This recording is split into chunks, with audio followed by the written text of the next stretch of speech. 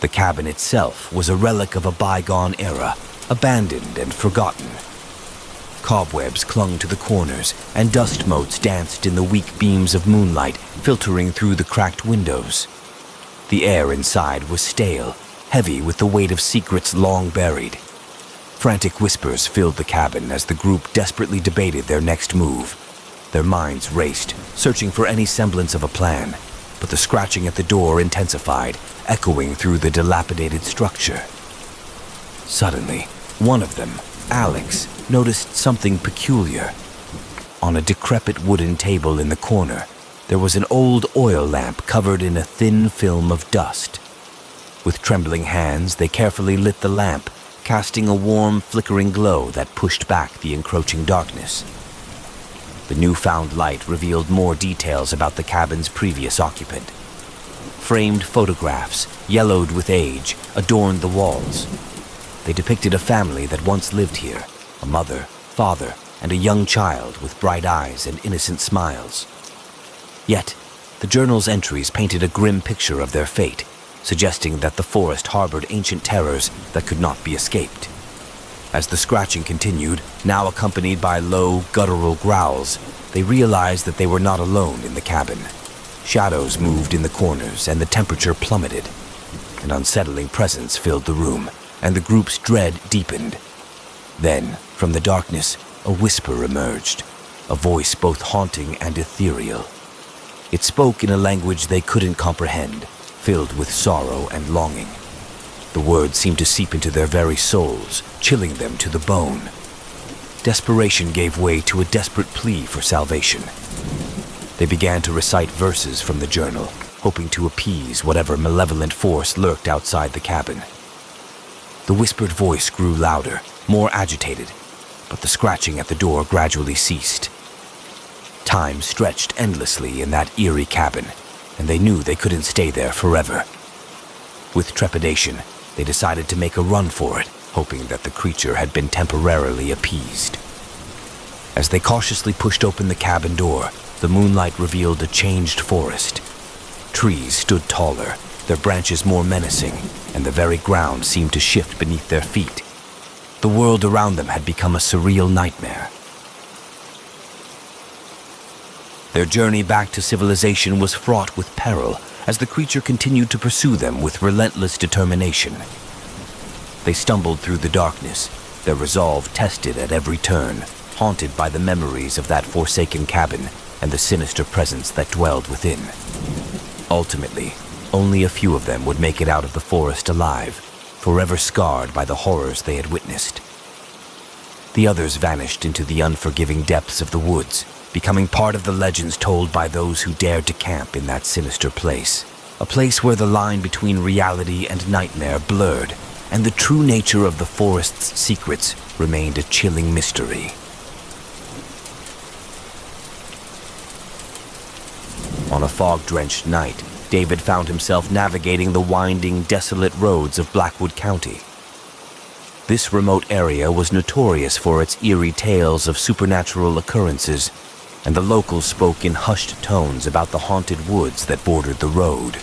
David, an adventurous soul, had scoffed at such stories, believing them to be the product of overactive imaginations. Behind the wheel of his old pickup truck, David was determined to prove his fearlessness. The truck's dim headlights cut through the thick mist as he pressed onward, his favorite country tunes playing on the radio. The lonely road stretched out endlessly before him. However, as he ventured deeper into the heart of Blackwood County, an unsettling sensation washed over him. The fog seemed to thicken, enveloping his truck in an impenetrable shroud. David couldn't shake the feeling of being watched, and an eerie silence descended upon the forest that flanked the road. Suddenly, out of the mist, a figure emerged on the roadside, its thumb extended in the universal gesture of a hitchhiker. David, initially hesitant, decided to pull over. He reasoned that helping someone in need was the right thing to do, even in this eerie setting. The hitchhiker, a young woman in a tattered dress, climbed into the truck without a word. Her pale face was obscured by tangled hair, and she clutched a worn leather bag tightly to her chest. David, feeling a sense of duty, asked, "Where are you headed?" Without looking at him, the woman whispered, "Home." David eased back onto the road, trying to make conversation. "I've never seen anyone out here at this hour. Do you live nearby?" The woman remained silent, her gaze fixed on the misty darkness outside the window. As they continued down the road, David couldn't shake the feeling that something was terribly wrong. A sudden chill filled the truck's cab, and David's heart raced as he glanced in the rearview mirror. In the back seat, where there had been only empty air moments ago, now sat another figure, a spectral, shadowy presence that seemed to be composed of pure darkness. Panicking, David swerved the truck to a screeching halt. The hitchhiker beside him turned, revealing a face twisted with malevolence. She hissed, "You should have kept driving." Before he could react, the ghostly figure in the back seat lunged forward, and icy fingers clamped around David's throat. His vision blurred as his breath was stolen from him, and he realized that the hitchhiker he had picked up was no ordinary traveler. The next morning, David's abandoned truck was discovered on the side of the road, the engine still running. His lifeless body was slumped behind the wheel, the unmistakable marks of supernatural strangulation etched into his skin. The legends of Blackwood County gained another tale that night, a chilling reminder to all who dared to traverse its haunted roads after dark.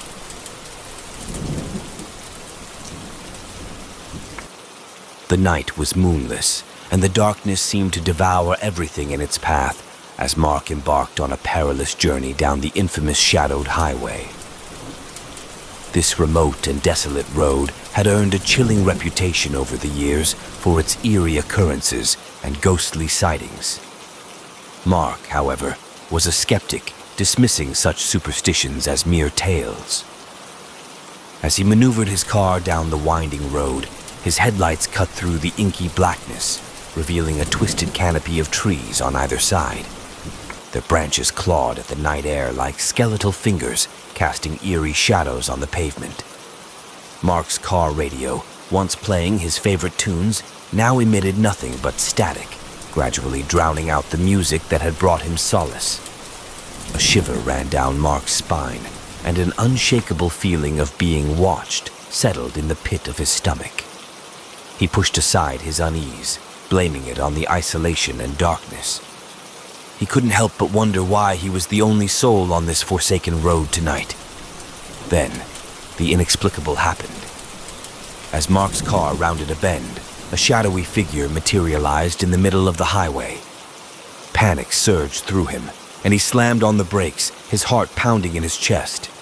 Just inches from a catastrophic collision, his car came to a screeching halt, and he sat there, trembling.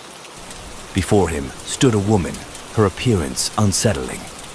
Her clothes were tattered and caked in mud, and her disheveled hair hung like a curtain, obscuring most of her face.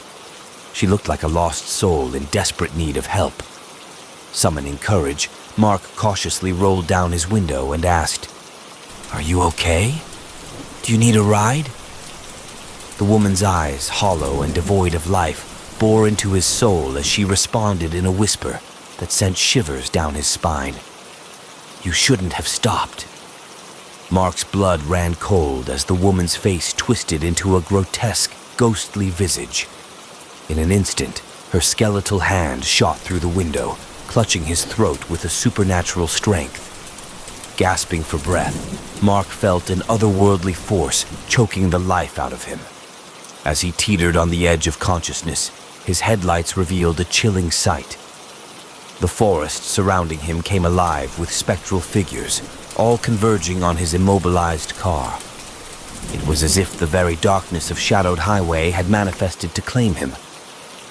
The next morning, a passerby discovered Mark's lifeless body in his car, abandoned on the side of the road. Despite a thorough investigation, the police could find no logical explanation for his untimely demise. The locals, however, knew better. They whispered the tale of Mark's ill-fated drive down Shadowed Highway, warning all who would listen never to stop for the haunted souls that roamed the road at night, lest they too become part of the highway's grim legend.